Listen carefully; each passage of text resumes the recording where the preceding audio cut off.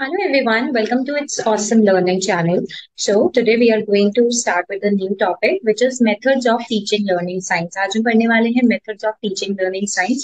हर एक टॉपिक को हम बहुत ही क्लैरिटी से कर रहे हैं. अगर फिर भी आपके कोई डाउट रह जाते हैं तो आप उसे कमेंट बॉक्स में टाइप कर दीजिएगा and I will make sure कि मैं आपके कमेंट जरूर से जरूर क्लियर कर सकूं. Right, so let's start with the pedagogy part. सो सबसे पहले आता है कि हम साइंस को पढ़ाते हुए क्या क्या मेथड यूज कर सकते हैं. आप सब ने सीटेट के पेपर के लिए अगर साइंस आपका बैकग्राउंड है तो आपको पता है कि कोई भी एक्सपेरिमेंट्स जो रहता है, अगर हमें बच्चे को कराना है तो हम उसको हैंड्स ऑन एक्सपेरिमेंट्स तो जरूर देंगे, यानी करा के देखेंगे, उसको कुछ ना कुछ डेमोन्स्ट्रेट कराएंगे ताकि बच्चा क्या करे, ताकि बच्चा ऑब्जर्व करे. ठीक है, फर्स्ट हैंड खुद से. ठीक है, इंस्टेड ऑफ जैसे आप कंप्यूटर क्लास में जाते थे तो पहले क्या करती थी टीचर, वन बच्चे को वन के एक पीसी पे दो बच्चे बैठते थे हमारे टाइम पे. आज के टाइम पे क्या हो गया है, मॉडर्न हो गए, तो एक पीसी पे वन ऑन वन जो रहती है सिटिंग रहती है. क्यों, वो ऐसा क्यों की गई है? ताकि बच्चे को ये ना लगे कि अच्छा ये इस बच्चे को ज्यादा आता है तो ये करेगा, दूसरे को कम आता है तो वो चुपचाप बैठ के देखेगा. नहीं, ऐसा नहीं है. राइट, तो जब तक बच्चा वो एक्सपेरिमेंट को कर नहीं लेता है तब तक हम उसको बोल सकते हैं कि उसको उसकी अंडरस्टैंडिंग नहीं होगी. तो ये जो मेथड है ये एक्टिव लर्निंग प्रमोट करता है, क्रिटिकल थिंकिंग प्रमोट करता है. बच्चे क्रिटिकली सोचेंगे और साइंटिफिकली कॉन्सेप्ट्स को अंडरस्टैंड करेंगे. राइट, इसीलिए जो पहला लर्निंग मेथड है हमारा टीचिंग लर्निंग साइंस, वो ये कहता है कि कभी भी हमें बच्चे को पढ़ाना है तो अगर आपके पास ऑप्शन में हो कि कौन सा अच्छा ऑप्शन है तो आप क्या कहेंगे, hands on experiments. Definitely hands on experiment and demonstration. कुछ चीजें ऐसी होती है जिसमें आप क्या नहीं करा सकते, जैसे ईयर है, ईयर तो आप नहीं कुछ एक्सपेरिमेंट नहीं करा सकते बट ईयर का मॉडल आप दिखा सकते हैं. राइट, तो वो हो गया डेमोन्स्ट्रेशन. नेक्स्ट है inquiry based learning.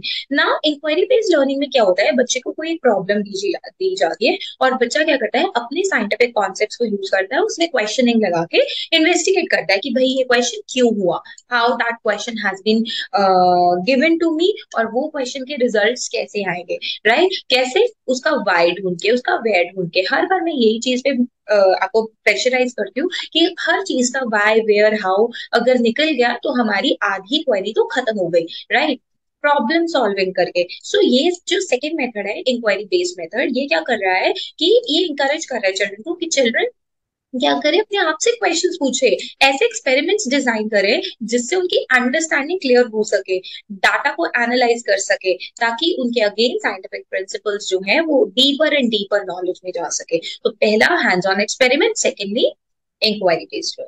Right, third जो है that is problem based learning. Problem based learning और इंक्वायरी बेस्ड लर्निंग में क्या डिफरेंस है? देखिए, इंक्वायरी में हम किसी चीज को इंक्वायर कर रहे हैं, जान रहे हैं, और प्रॉब्लम में स्टूडेंट्स रियल वर्ल्ड की प्रॉब्लम को क्या करेंगे, केस स्टडी की तरह लेंगे और उन केस स्टडी को अपनी रियल लाइफ में एप्लीकेट करेंगे, यानी उसको रियल लाइफ में यूज करेंगे, जिससे again critical thinking, collaboration skill, क्योंकि वो मिलकर करेंगे. राइट, रियल लाइफ में कोई प्रॉब्लम है, कोविड था, कोविड क्यों हुआ, कोविड के पीछे क्या वायरस था, कोविड की क्या वैक्सीन आई, तो it was a problem, it was a real world problem. And for the जब कुछ साइंटिस्ट ने उसकी डिस्कवरी करी, वैक्सीन की डिस्कवरी करी, उसकी क्रिटिकल थिंकिंग करी, ऐसे ही जब बच्चे उस चीज के बारे में, उस प्रॉब्लम को अच्छे से समझेंगे, that would be in your problem solving. Next is cooperative learning. Science promote cooperative learning. क्यों? क्योंकि साइंस चाहता है कि जब सारे मिलके ग्रुप्स में सॉल्व करेंगे प्रॉब्लम, एक्सपेरिमेंट्स को कंडक्ट करेंगे, कंप्लीट करेंगे प्रोजेक्ट्स, तो कोलैबोरेशन आएगा, बच्चे की कम्युनिकेशन अच्छी होगी, टीम वर्क सीखेंगे और बच्चा इंटरैक्टिव और इंगेजिंग लर्निंग एनवायरनमेंट में सीखेगा. ठीक है, तो हमें कभी भी साइंस पढ़ानी है तो कोऑपरेटिव लर्निंग अप्रोच हम क्या करेंगे, फॉलो करेंगे. राइट, नेक्स्ट है मल्टीमीडिया एंड टेक्नोलॉजी. आजकल के टाइम में multimedia is very very important. So there are some हमारे पास कुछ ऐसे टॉपिक्स होते हैं, देर आर सम टॉपिक्स जिसमें हमको videos, simulation, interactive websites, virtual experiments, मतलब कुछ चीजें हमारे पास नहीं है. जैसे आपने ऑनलाइन के टाइम पे देखा था कि हम लोग बच्चे को नहीं एक्सपेरिमेंट करा सकते थे, तो जो वीडियोस अवेलेबल होती थी यूट्यूब पे या कहीं पर भी, तो हम उसको वर्चुअल एक्सपेरिमेंट्स के थ्रू दिखाते थे.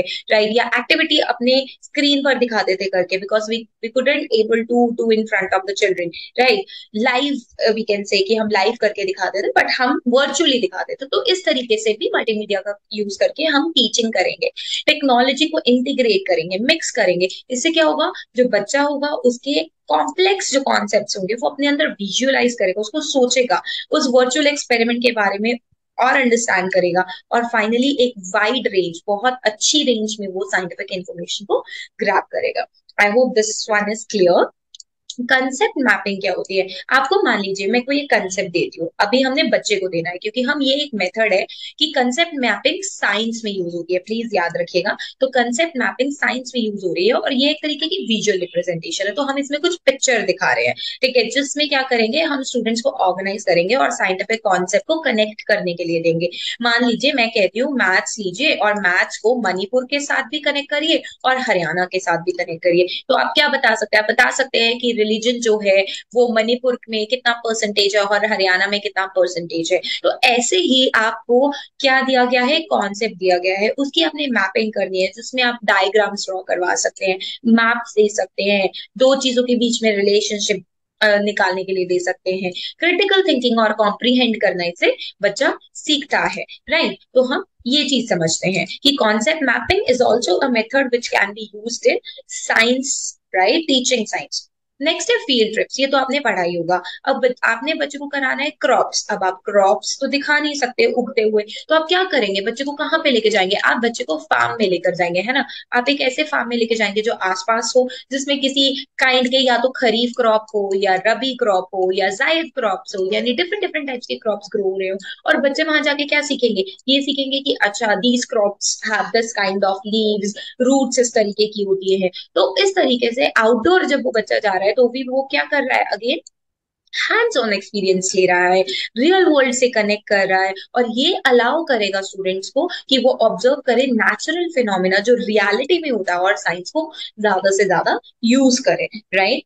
नेक्स्ट जो हमारा मेथड है that is project based learning. छुट्टियों में यानी समर ब्रेक के अंदर most of the teachers give project. आजकल आर्ट इंटीग्रेटेड प्रोजेक्ट्स बहुत कॉमन है सीबीएसई में, ठीक है। तो इसमें क्या दिया जाता है, एक लॉन्ग टर्म प्रोजेक्ट दे दिया साइंस का, उस पे बच्चे को टोटली रिसर्च करनी है। लेट्स से अगर मैं हरियाणा की बात करूं या मणिपुर की बात करूं या कर्नाटक की, एनी स्टेट, ठीक है, आपको दे दी ये, आप उसकी रिसर्च करेंगे कि उसमें कितने क्रॉप्स पाए जाते हैं, किस टाइप के, क्लाइमेट कैसा है, सराउंडिंग्स कैसी है, वेदर कैसा है, राइट, उधर के लोगों का कल्चर क्या है, फेस्टिवल क्या है ना। तो इसी तरीके से प्रोजेक्ट में सब कुछ आ जाता है, research, experimentation, presentation, everything. Again it encourages creativity, critical thinking and independent learning because the project sometimes you give it in group and sometimes आप क्या करते हो, आप एक ही क्वेश्चन को देते हो, है ना। So that is important. This one is very very important, Socratic method, ये बहुत बार सीटेट में पूछा गया है।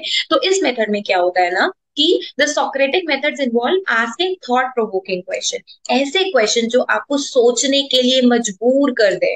थॉट प्रोवोकिंग मतलब सोचने के लिए मजबूर कर दे। ये स्टिमुलेट करेंगे आपकी क्रिटिकल थिंकिंग को, आपको एनकरेज करेंगे, यानी स्टूडेंट्स को एनकरेज करेंगे कि वो उस कॉन्सेप्ट को एनालाइज करे, अच्छे से उसको एनालाइज करे, इंटरप्रेट करे, और उसमें से ज्यादा साइंटिफिक इंफॉर्मेशन निकाले, इवेल्युएट करे। इसमें ज्यादा से ज्यादा एक्टिव पार्टिसिपेशन होता है, अंडरस्टैंडिंग बहुत डीप होती है और गाइडेड क्वेश्चनिंग होती है, राइट। तो ये जो है इसके अंदर बेसिकली क्या किया जाता है, थॉट प्रोवोकिंग क्वेश्चंस पूछे जाते हैं। क्यों? ताकि बच्चे की क्रिटिकल थिंकिंग क्या हो जाए, प्रमोट हो। सो प्लीज इस क्वेश्चन को अच्छे से करिएगा क्योंकि ये इसके क्वेश्चंस बहुत बनते हैं।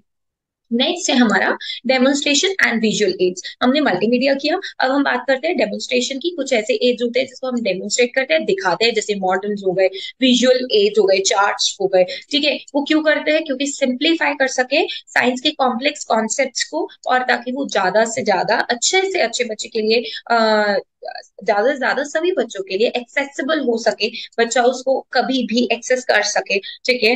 बच्चा उसको ज्यादा से ज्यादा जान पाए। विजुअल रिप्रेजेंटेशन से बच्चे की कॉम्प्रीहेंशन यानी अंडरस्टैंडिंग क्लियर होगी। और जब भी बच्चा कुछ देखता है, राइट, ऐसा माना जाता है कि सबसे ज्यादा 70% आपका ब्रेन काम करता है विजुअल चीजों पे। आपने कुछ सुना, आप भूल जाओगे, पर जो आपने देखा वो आप 70% तक रिटेन कर सकते हो, मतलब आपके माइंड में एक पिक्चर बन जाती है। So that's why it is called that visual aids जो रहेंगे वो साइंस में बच्चों के लिए सबसे अच्छे रहने वाले हैं, राइट। सो आई होप आपको ये वीडियो समझ में आई होगी, and if you want this kind of preparation, right, जिसमें हर एक doubt clear हो. So you can also enroll in the online preparation, and for notes also you can mail on this ID, which is learnerdipali13@gmail.com. I hope you like the video. Please do like it and subscribe the channel. Thank you so much for watching.